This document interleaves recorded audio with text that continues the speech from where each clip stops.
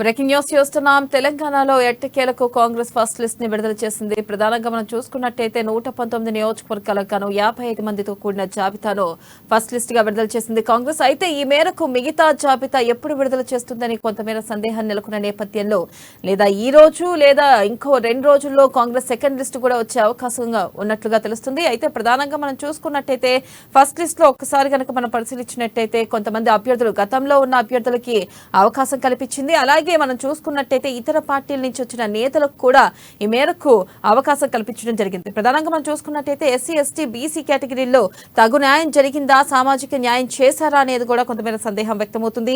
అయితే ఇప్పుడు దాకా మనం చూసుకున్నట్టయితే 70 మంది అభ్యర్థులను కాంగ్రెస్ పార్టీ ఫస్ట్ లిస్ట్ గా ప్రకటిస్తుందని అంతా అనుకున్నారు. ఈ నేపథ్యంలో కేవలం 55 మంది అభ్యర్థులను మాత్రమే ప్రకటించింది. దానికి గల కారణాలు ఏంటి అంటే అసంతృప్తులని దృష్టిలో పెట్టుకుని ఈ మేరకు ఆలస్యం చేసింది అనుకోవచ్చా అని కూడా కొంతమేర సందేహం వ్యక్తమవుతుంది.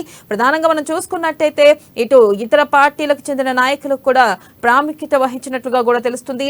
అయితే మరి ఫస్ట్ లిస్ట్ లో మాత్రం ఇటు తుమ్మల పేరు గానీ పొంగులేటి పేరు గానీ ప్రస్తావించకపోవడం జరిగింది. మరి సెకండ్ లిస్ట్ లో వాళ్ళ పేర్లు ఏ నియోజకవర్గాల నుంచి ప్రకటించే అవకాశం ఉందనేది కూడా కొంతమేర సస్పెన్స్ నెలకొంది. అయితే దీనిపై పూర్తి సమాచారాన్ని మనకు అందించడానికి మనతో పాటు సిద్ధంగా ఉన్నారు వరంగల్ నుంచి స్వామి చెప్పండి. ప్రధానంగా మనం చూసుకున్నట్టయితే ఈ ఫస్ట్ లిస్ట్ జాబితాలో ఎస్సీ ఎస్టీ బీసీ కేటగిరీల వారికి సామాజిక న్యాయం చేసిందా కాంగ్రెస్ పార్టీ అనుకోవచ్చు మనం?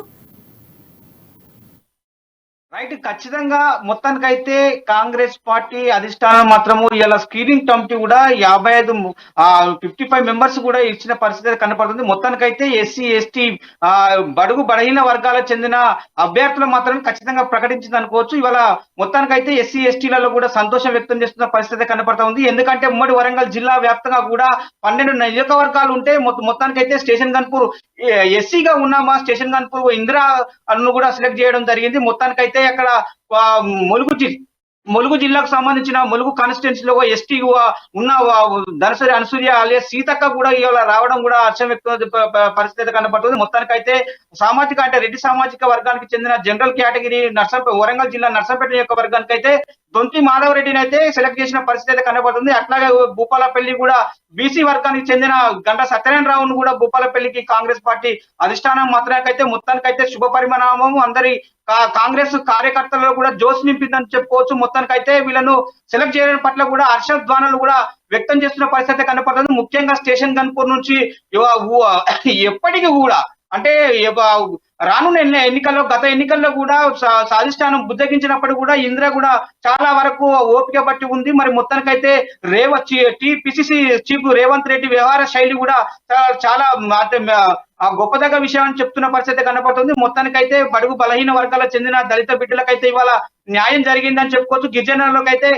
ఆదివాసి ముద్దు బిడ్డ సీతక్కకు అయితే న్యాయం జరిగిందని చెప్పుకోవచ్చు. మొత్తానికి భూపాలపల్లి బీసీ వర్గానికి చెందిన భూపాలపల్లిని మాత్రం కేటాయించడం పట్ల కూడా హర్షం వ్యక్తం చేస్తున్న పరిస్థితి కనపడుతుంది. ఇప్పటికే దొంతి మాధవరెడ్డి మాజీ ఎమ్మెల్యేగా కొనసాగిన దొంతి మాధవరెడ్డి కూడా ఇవాళ నర్సంపేట ఎమ్మెల్యే అభ్యర్థిగా కేటాయించడం పట్ల కూడా హర్షధ్వానంలో అయితే వెళ్తున్న పరిస్థితి కనపడుతుంది. మొత్తానికైతే మహబూబాబాద్ ఎస్టీ కాన్స్టిట్యున్సీగా ఉన్న మాత్రం పెండింగ్ లో ఉందని చెప్పుకోవచ్చు. ఇప్పటికే ఆ జనగామ జిల్లా కూడా జనరల్ కేటగిరీ అయినప్పటికీ కూడా ఆ కొమ్మూరి ప్రతాప్ రెడ్డి ఫైనల్ చేసే అవకాశం అయితే కనపడతా ఉంది. అదే విధంగా కూడా వర్ధనపేట ఎస్సీ కాన్స్టిట్యున్సీ ఉన్న కేఆర్ నాగరాజును కూడా ఫైనల్ చేసే అవకాశాలు అయితే కనపడుతుందని చెప్పుకోవచ్చు. మొత్తానికైతే ఇప్పటికి కూడా కాంగ్రెస్ జోష్ చాలా వరకు పెరిగిందని చెప్పుకోవచ్చు. ఇప్పటికీ కాంగ్రెస్ పార్టీలో కూడా ఎస్టీ కాన్స్టిట్యున్సీ మాత్రము అక్కడ అంటే ఆశాబాహులుగా ముగ్గురు అయితే పోటీ పడుతున్న నేపథ్యం అయితే మహబూబాబాద్ జిల్లాకు నెలకొందని చెప్పుకోవచ్చు. ఇప్పటికే ఫైనలైజ్ చేసే అవకాశాలు అయితే కనపడతా ఉంది. మొత్తానికైతే second list third list second list లో కూడా వచ్చే అవకాశాలు అయితే కనపడతా ఉంది. అట్లాగే వరంగల్ వెస్ట్ వరంగల్ తూర్పు వరంగల్ పశ్చిమ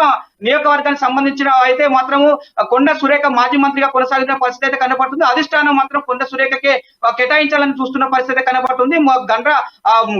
అట్లాగే కూడా మన జంగ రాఘవరెడ్డి వరంగల్ పశ్చిమ నియోజకవర్గానికి వస్తే జంగ రాఘవరెడ్డితో పాటు నాయని రాజేందర్ రెడ్డిని కూడా ఇవాళ ఫైనల్ చేసే అవకాశాలు ఉన్నాయి. ఇద్దరి మధ్యలో కూడా ఆశాబాహులుగా ఇద్దరు పోటీ పడుతున్న నేపథ్యం ఉన్నది. నెక్స్ట్ సారి అయితే మాత్రం సెకండ్ లిస్ట్ వీళ్ళ పేర్లు అయితే రానున్న నేపథ్యం అయితే కనపడుతుంది. మొత్తానికైతే ఉమ్మడి వరంగల్ జిల్లా వ్యాప్తంగా 12 నియోజకవర్గాలకు కూడా ఇలా కాంగ్రెస్ పార్టీ గెలిపే లక్ష్యంగా కూడా పోతున్న నేపథ్యం అయితే కనపడుతుంది. ఇప్పటి వరకు అయితే వీళ్ళు ఫస్ట్ లిస్ట్ లో పేర్లు వచ్చిన వాళ్ళు అభ్యర్థుల పేర్లు అయితే వీళ్ళు విజయం సాధించే అవకాశాలు అయితే ఎక్కువ కనపడుతుందని చెప్పుకోవచ్చు. ప్రియా.